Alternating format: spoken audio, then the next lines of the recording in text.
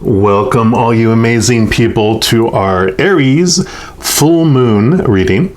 The Aries full moon is going to be reaching its fullest on October 20th, around 8:56 a.m. Mountain Standard Time. So wherever you're at in the world, you can adjust for that, because that's going to be at the very climax of all the energies.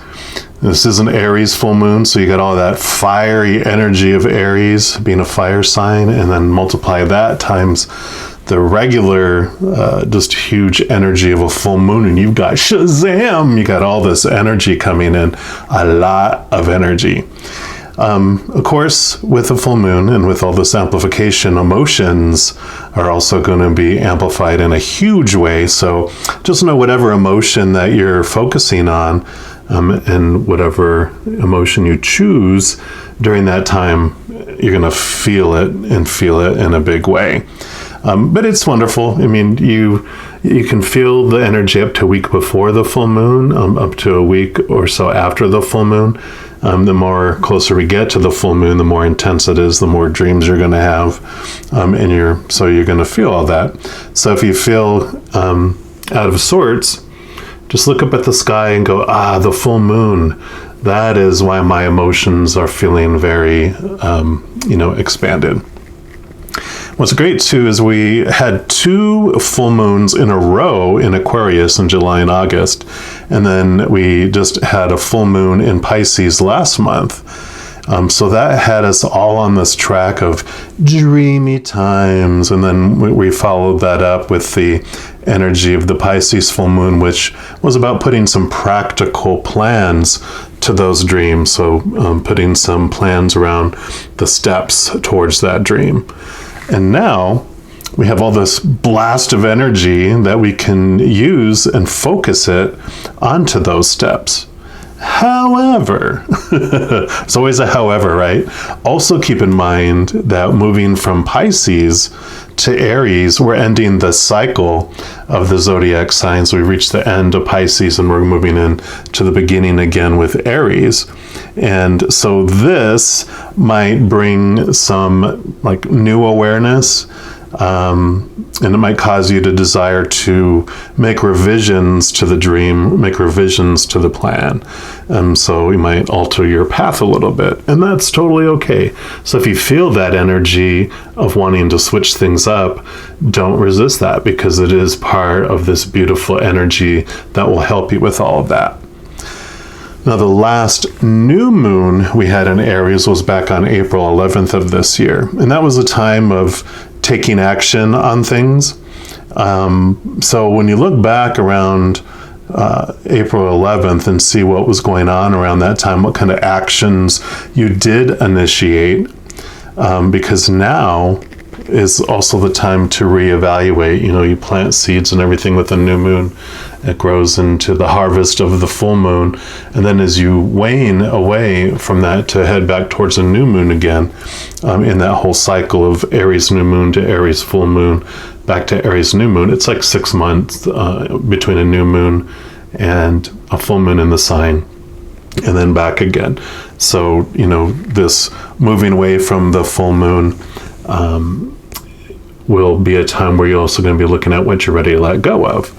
So, there's all of this reevaluation type of energy coming with this full moon, because of the ending of that big cycle of Aries to Pisces and going back into Aries again, as well as the full moon. You're reaching the climax of the full moon and headed backward.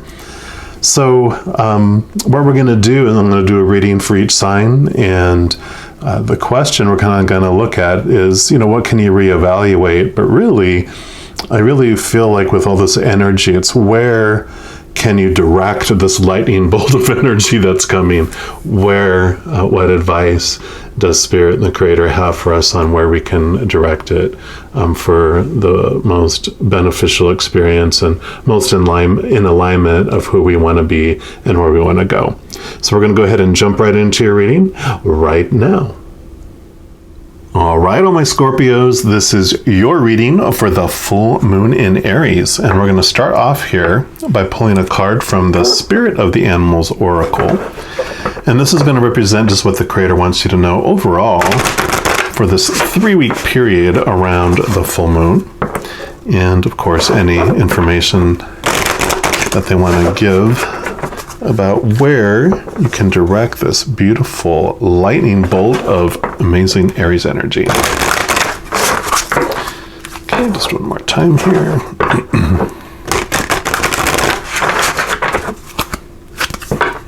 The creators, so for our Scorpios, what do you want them to know about this amazing full moon energy? Okay, this is the one right here.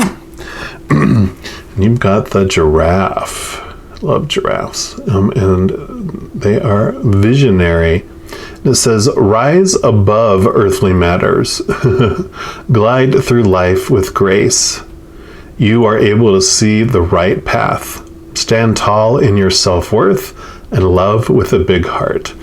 So yeah, definitely I am loving this direction to really focus this energy in really to trusting that you know what path to be on, you know, be confident in your self-worth, and just let that love, this love that you have inside, just fill you up and flow out, you know, again, rising above these earthly matters, not concerning yourself about what all this external stuff is telling you, you know, how things should be or supposed to be. But you know from inside with the self-confidence, the self-love, you know you're on the path you want to be on. And of course, being Scorpios, you're all very comfortable with understanding your self-love and your emotions. And it's been you know, a beautiful adventure that you have experienced since very young, feeling your own emotions and everyone else's, but you're also the master of transformation. And like this visionary piece is so important because you start off as a scorpion and then you transform into a snake, which still can sting and bite and have, you know, or strike and be poisonous if you mess with it. But it really focuses on its growth and shedding of skin and growing and shedding more skin. And it's like this transformative energy. And then you transform into an eagle, which you're able to rise and see things from a high perspective and swoop down and protect that stuff you still love so dearly, and then swoop back up and see things from the higher perspective. And ultimately, you transform into the phoenix. So that's this huge rebirth into something so magical. And so I love that energy around a Scorpio anyway.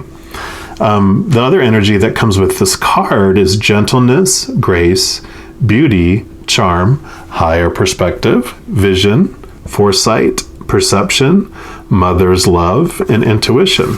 Beautiful. And it also says giraffes are the tallest land mammals. They tower far above all others and stride with grace across the savanna. Their long, slender necks lift their sight so they see life from a greater perspective. Giraffe often appears when we need to be reminded just how grand we are and that we have the potential to rise above any challenge with grace. Giraffe people are encouraged to stretch themselves as far as they can go. If giraffe is your totem, you're a natural visionary with keen perception. You can see things that are coming long before others can. Giraffe people have strong bonds with their family and friends. Because giraffe mothers share a special protective love with their offspring, this is a meaningful totem for children and mothers. Giraffe is very giving and often needs to set boundaries to avoid being misused. A unique giraffe trait is just how little sleep and water they need to maintain themselves and their lives. This characteristic signifies their conservative use of resources. Giraffes have amazing stamina and are patient, silent, and wise. Giraffe is an elegant power animal that bestows on you the gifts of friendship, grace, vision, and charm. Love it. And then these cards do come with 4 questions or, statements of advice. And so if any of these resonate with you, you can focus on these during the 3-week 3-week period. The first one is, did you stick your neck out too far and have you lost your balance? Number 2, do you need a higher perspective on a tough situation? Number 3, do you need to put yourself first and get more sleep and water? And number 4, it says, reach for the truth from a greater perspective. So love that. Love it, love it, love it. You definitely can be funneling this energy into this visionary piece, seeing things from that higher perspective.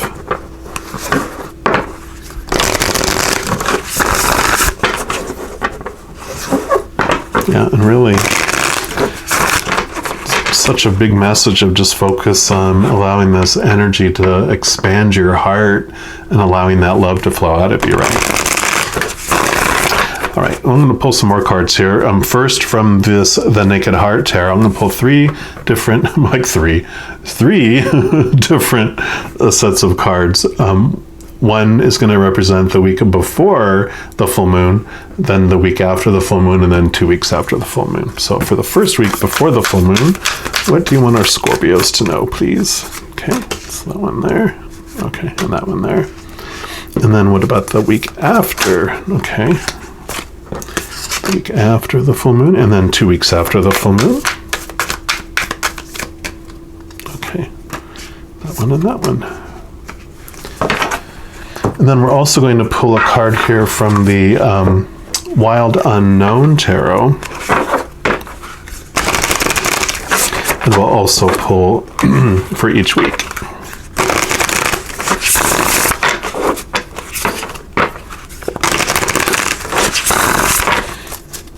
All right, so for the week before the full moon, okay. The week after the full moon, okay. That too, okay. And then the second week after the full moon. And oddly enough, when I said, 3, they want me to pull a card, an extra card here, just for an overall message. So what's that card? Okay, thank you. That one will be the last one we'll look at, so that's a bonus. No one else had that one, Scorpio, so you get a little surprise. Okay, so the week before the full moon, you've got the Ace of Wands. And this is beautiful because the wands are the fire element, and this is so much the Aries, energy coming in, and this is like the lightning rod that you're using it. And so this does allow you to focus this amazing new energy into what area you want in your life. And it's funny because normally tigers don't stand up, but you're seeing things from a higher perspective because you're standing up instead of crawling on all fours. You're up on 2 legs looking instead of crawling down there. So beautiful fire energy coming in. Yeah, and then you got the Devil here, which don't freak out. This just means your shadow. This does bring you an amazing awareness, though, because whenever this card appears, your shadow, which is like your ego self, is actually like the superhero part of ourself that was so brave enough to come down here to the earthly plane and feel disconnected from the powerfulness that we are, the limitlessness that we are, the unconditional love that we are on the other side. And so it chose to have a piece of us break off, or just to take on this little avatar to feel what it might feel like to feel small and powerless and limited, and feel these emotions of fear that are uncomfortable because we're not used to feeling them. And in experiencing all that, of course, we're able to see who we really are, and understand ourselves more fully by experiencing what we're not. And so the shadow then in this process is such an important piece of our adventure, because when this card appears, it means that the shadow is bringing awareness to you of what is binding you, what is being used to keep you small, what's being used to anchor you down instead of allowing you to fly. So what's keeping you on all fours instead of allowing you to get up on two legs and see things from a higher perspective? And they don't do it in a subtle way. They will have like all these situations come in for you it to be a very, very clear and obvious message.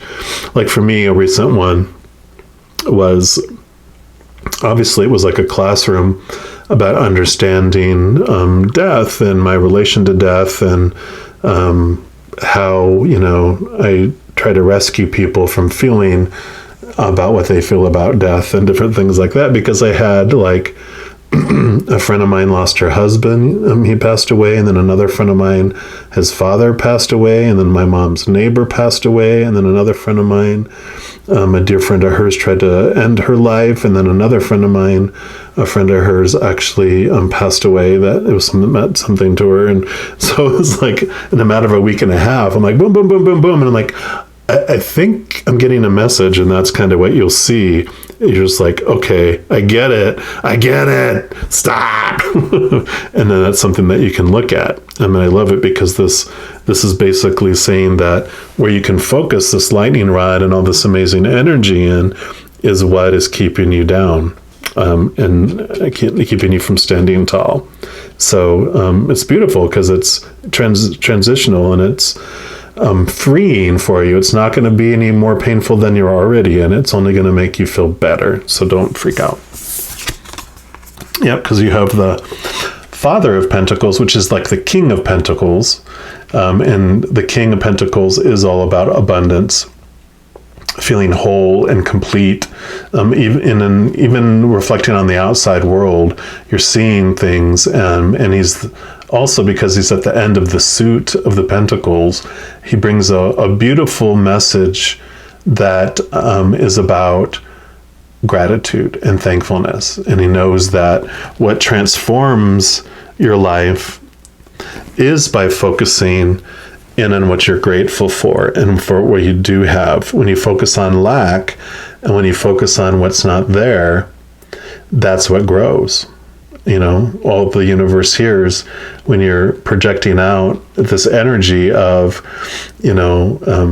I don't have enough. Okay, they don't want enough. They want stuff taken away. It's when we focus on that, that's what grows. But if you focus on everything that you do have in your life, like this mother-child, it's like this beautiful counting your blessings, counting what you do have in your life, then that's what expands. Things to be grateful for expands. And that's the power of the King of Pentacles that he learned was, that whatever you focus on grows, and gratitude is the attitude that brings you this beautiful, beautiful external abundance. The other thing, like the Queen of Pentacles, which comes right before the King, or the Father, the Mother comes before the Father, of course, in the deck. She learns that your true abundance comes from within, and that not only outside abundance is what brings you this wholeness and this feeling of completeness, because there are tons of billionaires, or many billionaires and millionaires, people who were very well off, were so unhappy still. They ended their life either by, ending them on purpose or accidentally with overdose and other things, trying to make them feel good about life. And so if it's about focusing on your inner worth as well, is a huge lesson, and that comes with the Father of Pentacles. So great energy to start this little reflection on, what am I focusing on? Am I focusing on the things I don't have, and that's what's keeping me down? And let me switch that up and, raise myself up by focusing on thankfulness and seeing what I do have. Look what we have. We have a giraffe. A giraffe. I love it. And this is the Seven of Cups. This is the emotions. And so this does represent, look at the fog that they're in, and all these emotions and possibilities, and you're like, what am I supposed to feel? I don't know, and so there's this fogginess, which I definitely understand when you're making this transformation. You're starting to see things, you also realize that you get to choose how you feel. And then you understand that there are so many things that you have felt, and what are the things you no longer want to feel. And so there's this, it's like this, like I said, this lack of clarity, this fogginess on, well, how do I really want to feel about a situation? I know I've been taught that I'm supposed to feel this way, but I don't want to feel that way anymore. And so this power, is coming in with this Ace of Wands, where you're realizing I get to choose how I feel about any situation myself. So you're really figuring that out. Let's see what comes with this too. Yeah, because you have the Seven of Cups, you have the Five of Cups, which the Five of Cups really is about, usually it'll show someone like looking at cups that are spilled, and there's cups behind them still standing up. And so this is all about this, when I was talking about, are you going to focus on what you feel has been lost, or are you going to focus on what you do have in your life? Because when you do make that switch and that turnaround, there's usually like this bridge behind them that goes across to the other side of this river, where there's this castle that's full of abundance for you. And so when you're focusing on your loss and what you feel is missing out of your life, you totally miss out on having so much more than you've ever lost before. And so I love that this is related to, you've got the 5 and the 7, which are the odd, which are more where there's obstacles in your way for you to look at. And that's what happens. The Devil card, the shadow, brings the stuff in, the obstacles that are keeping you from standing up. And so you're evaluating and looking at all of these. Yeah. Because here you have the 4 of Cups. So you got cups, cups, cups. So it's really a lot about these emotions, which you're Scorpio, you're water signs, you swim in emotions. So it makes sense that this energy you bring into helping you still move into the depths of your emotions, into this land that you love, that land that you chose to swim around in, even though you're not a fish of any kind. Maybe you're a scorpion fish, maybe you're a water snake, But what I love about the 4 of Cups is they normally will show 3 cups. Like this usually shows 3 cups that are spilled, and then you have 2 behind you moving. And this card, which comes right before this one, shows 3 cups. And usually the person's bored and they're just like, I'm just really don't feel whole or complete. Like we talked about, you just don't feel emotionally fulfilled. And then there's usually 1 cup is being offered, which is the Holy Grail, the chalice, and it's full of the unconditional love. And that's the emotion that we're really searching after. And those 3 spilled cups, these 3 spilled cups here and the 3 cups here that are not fulfilling, it is all about this, focusing on the external things that are supposed to make us feel whole and complete and loved and blah, blah, blah, all those things expectations that end up disappointing us. But the Ace of Cups is what we're really searching for. It brings us the living waters within it, which is the unconditional love of the Creator of all things. And then you take a little sip of that and you're like, oh my God, I've never felt so fulfilled and excited in my life. But what I love is because the 5 comes after it, that because that is what triggers you wanting to change how you're feeling, and you have mixed feelings about letting go of the safety of, well, this is the popular opinion, how you're supposed to feel about that, but you're saying I don't have to feel that way anymore. And it's almost like you fear being rejected for not being miserable in a situation that everyone says you're supposed to be miserable in. They're like, don't be happy. Come back here and be miserable with the rest of us, and you're like, I'm sick and tired of being sick and tired. But this, after this wave of all this energy is flooding in, you are really figuring out and getting to the root of what you're feeling, why you're feeling it, and what you want to feel. So it is definitely I want to use like a productive. It's a productive week is the word that's coming. So it's like, okay, as long as we're productive, that's what we care. It's not wasted time. It's not wasted emotion. It's going to be life-changing for you. Yeah, because you had the Ace of Wands here, and now you have the Movement of Wands, which is like the Knight of Wands, which means you're moving on that energy. There's movement, you're moving in a direction, you're applying it, you're just full of so much energy in your life. I mean, you're actually radiating with energy like this little fox.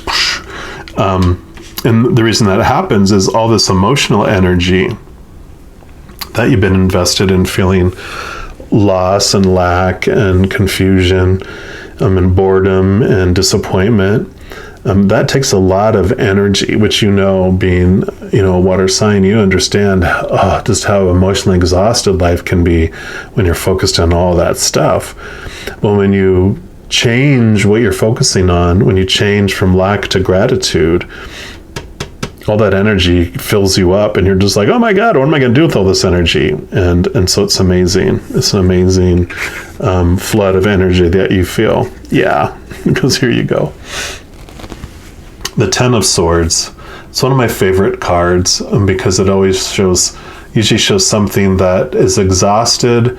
It has all the thoughts and beliefs and attitudes and mindsets and expectations that you tried to fulfill that ended up stabbing you in the back, disappointing you, and you're ultimately exhausted and you're like, I just can't take it anymore. And my friends always give me a hard time because whenever they will tell me, I just can't take it anymore, I'm like, congratulations, I'm so happy for you. And they're like, what? It's like, because you're ready to let go. And once you let go, you find freedom, you find life again, because all those swords get removed. Your life feels so much lighter. And you have all this amazing energy because you're not using all that energy to maintain all those things that I was talking about. So, you have emotions, but so tied to our emotion, our heart and our mind are so tightly bound with each other because we've got we're like emotional beings who think. So we first feel emotions because that's the first part of our brain that develops. So we first feel emotions, and then our logical side of our brain, because of our emotional side, it wants to help protect. Our logical mind will go, okay, let's create a rule around that emotion, how to avoid it. And then it feels another emotion, and so it has another role or alert system, and then this alert will cause our emotions to do it, and so it starts to have this relationship where there's these like connections that it has that they're working off one another. And so I love that you're working out your emotions, and then you're also working out your expectation, thoughts, and beliefs. So it's so Scorpio. And then you have the Six of Pentacles, and this is about giving and receiving, and this smooth, beautiful transformation that comes with this. I usually call this like the codependency card too, which what codependency in relation to this card for me is like, usually when you have a healthy relationship, especially when you just meet someone, you have no expectations of them. We allow them to give to us, and we, give to them. And if you're an enabler, which I always admit I'm a recovering enabler in codependency, when you're an enabler, you have this belief inside that I need to be needed, and if someone doesn't need me, then they're going to go find someone else that can give them something that they need. So I need to I need them to be needy of me is kind of what it is, because our worth is in there, because if we're not needed, we're worth nothing. And so we don't want to receive stuff from people because that means we aren't needed, and that scares the crap out of us, right? And so instead of being this equal partnership, it goes whoop, and we become the parent, and we put this person in the place of a child. You receive from me like a little baby bird from mama bird. And they try to give back to us. We're like, oh no, we don't need that. We need you to take from us. You need to receive from me, because that is how I feel safe. But then we get tired and exhausted, right? And then resentment sets in because we feel exhausted and we feel like we're being used. And then that's how codependency plays itself out. On this end, this poor person wants to be able to give too, but when we won't accept what they're giving, then they, in an attempt for them to feel good about themselves, what are they to do? What are they to do? Well, they go outside of our relationship to feel like they're able to give and that they're needed from others, which can end up in affairs or just emotional relationships with other people, pouring themselves into their friendships. They might even become a workaholic and pour themselves into their work because they're getting praise for working so hard and accomplishing things. Or they'll start a hobby or work out or sport or something where they're feeling like they can give and that people want what they receive. And so that's what happens. And this card is this awareness about this worth challenge we have about ourselves, and that we don't, allow others to give to us because we're scared. And we can start letting people give to us, knowing that just us being ourselves is enough. And so finding the value in who you are and what you want to give without expectation, and finding what you need within yourself is a big thing. All right, and then the final mystery card. Yep, you got the Eight of Wands, and there's that mighty lightning bolt that we've been talking about from the Aries energy. This is about wands. This is Eight of Wands, and so wands are about the fire energy, but it's also represents spirit. The Eight of Wands can be messages coming from spirit, messages coming in, and also quick movement and things happening. But for me, I really feel like, especially after hearing this here, what they want you to do is, as you raise, again, you have these beautiful antlers, which are antennas that you can connect to the higher world. Raising your vibration, which is what you're learning to do here with this, this Ace of Wands, is also connecting to the spirit realm, connecting to your higher self, who you really are. You're not this being that's crawling upon the ground. You're the being that can see things from a higher perspective. You are a powerful, supernatural, eternal spirit being made of unconditional love. And when you connect to that consciously, to your higher self, it opens up your whole spectrum of connections there on the other side. You've got your guardian angels and your spirit guides. You've got loved ones who've lived with you on this earth and have already gone to the other side, and your ancestors and unicorns, fairies and pixies, and whatever you believe in, these beings of unconditional love and light. There's a mass group of them on the other side that want to communicate with you. They love you unconditionally and support you on your adventures, and they can help you see things from this higher perspective. So I really feel use this connection. Start there with this lightning rod and connect to the higher realms first, and that'll help you so much in this 3-week journey that you have as well. I'm loving this for you, Scorps. All right, well, I'm going to leave it at that. And just know, as you're going through each and every day, you are unconditionally loved by the Creator of all things. And I love you too. You have an amazing adventure, and I'm sure I'll be talking to you very soon. You take care.